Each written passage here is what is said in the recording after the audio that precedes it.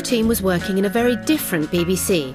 In the 1960s, the Director-General Sir Hugh Carlton-Green encouraged a hands-off approach, and creative people were left very much to their own devices. Ah, such an unsophisticated time. The two people most responsible for bringing it on air are sadly no longer with us. One was Michael Mills, who was the head of comedy at the time, and the other was Barry Took. I was incredibly impressed with the risks they take.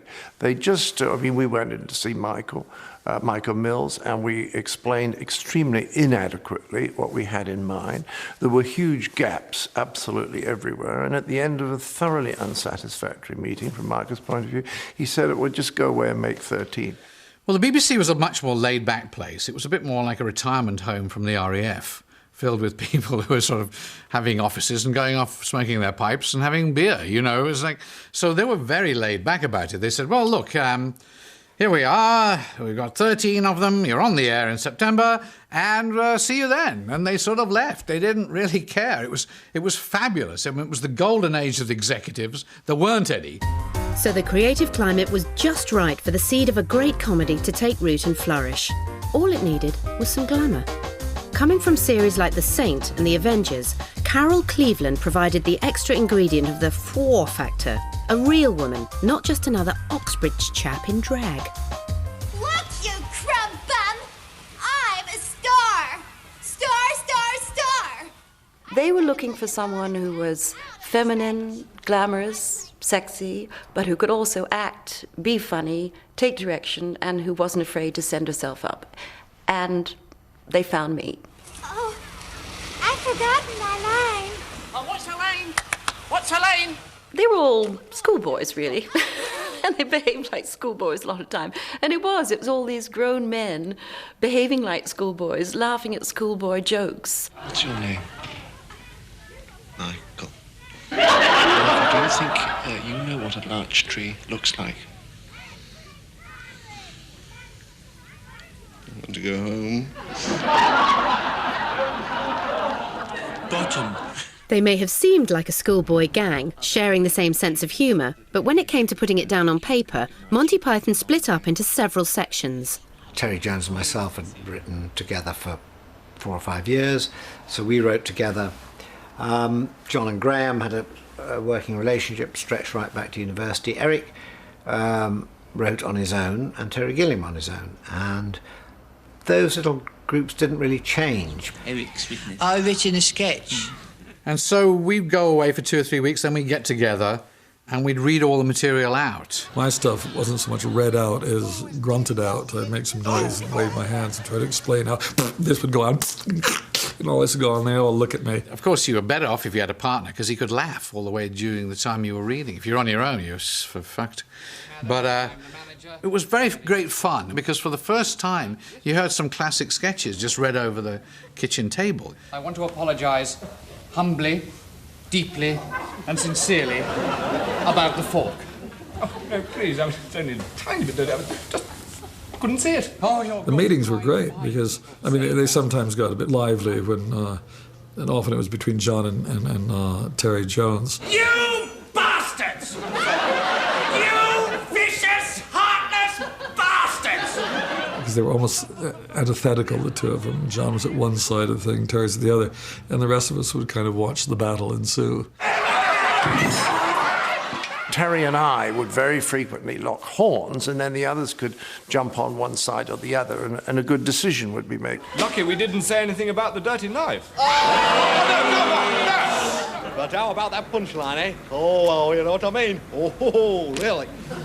So how did the BBC react to a sketch show whose punchlines were often about the punchlines, at a time when postmodernism was still in short trousers? We felt here was something totally new, totally different, and we also wondered at the same time how long it would last. It was mixed in the beginning, but by the end of the first series, definitely, we knew we had a following. It had a fine distinction between something that was going to be a cult and something that was going to be funny. The fact that it was quite often both enhanced it greatly. Today, we look at a vanishing... But the Pythons didn't want cult appeal, they wanted mainstream appeal. And as the children of television, they knew that scheduling was crucial if they were to be seen by large-scale audiences.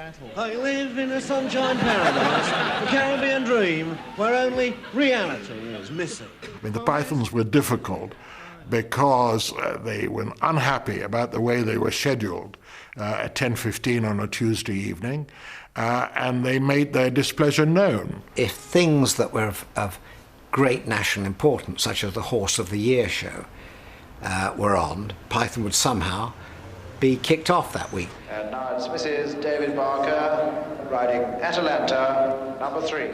And there's a sketch we did about Horse of the Year show, and I mean, actually, Paul Fox was actually in the show. I can't imagine anybody else putting, you know, one of the highest members of the BBC staff in a show just because they had some, you know, axe to grind over scheduling. It's one of our most popular programmes. That's what you think, Mr. Fox. Well, that's all from BBC television. Come on, get in! They understood what scheduling was about. They understood what television was about, and they wanted to be seen at a time when the whole nation could see them, not just part of the nation. Oh, super! What fun!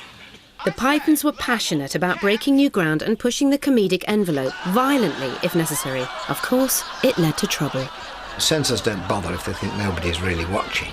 As soon as we got rather decent viewing figures and Python became successful and, you know, come second to the Golden Rosy, then the BBC began to have a look at it.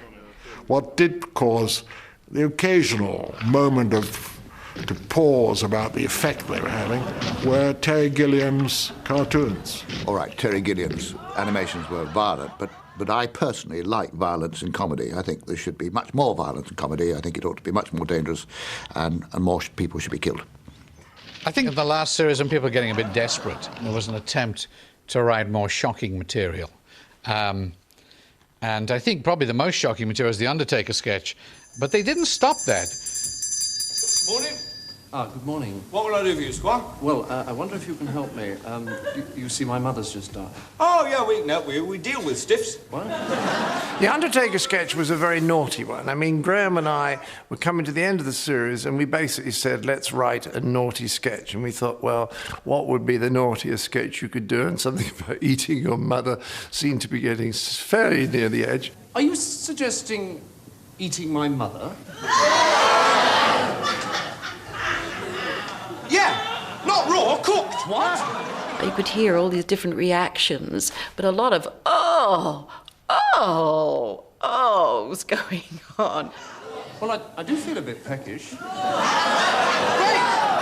Can we have some parsnips? I thought the BBC were terrific, because the BBC after could easily have said, no way, no, we can't do this. But what they said was, well, we have to kind of show at the end that there's some sort of disapproval. I really don't think I should. Look, tell you what, we'll eat her. If you feel a bit guilty about it afterwards, we can dig a grave and you can throw up in it. So long as the people are talented, the BBC can cope with talented people, even if they're difficult. And there's no doubt the Pythons were difficult. After 2 series and 26 episodes, coming up with something completely different was getting harder all the time. Uber Python John Cleese, who had been working in TV sketch comedy for 10 years, was starting to feel the strain, though he was persuaded to stay for the 3rd series. I thought we were beginning to repeat ourselves. I thought that we were doing variations or combinations or permutations of sketches that we'd already done. Mr. Ted Johnson. And in a way, just as important was the fact that I was the one writing with Graham, and at that point, Graham was a fully fledged alcoholic. I mean, Graham often couldn't remember in the afternoon what we'd written in the morning. And I thought, I just don't need to do this anymore. And I remember saying to them, you know, I said, let's do a series together. I didn't say we'd get married. So with Cleese divorcing himself from the rest of the group, there were 5 Pythons writing the 4th series. But could they manage the full 13 episodes? It seemed to me that without John, there was not just a talent of his performing, there was a tension missing in the creative process. And so we stopped, we didn't do any more. We said, that's it, 6 was enough.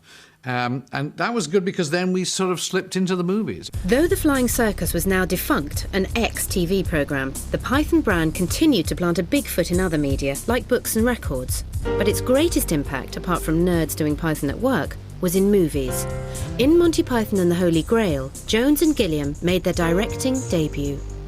Well, I don't know, it's a dog's body job, actually, directing. I think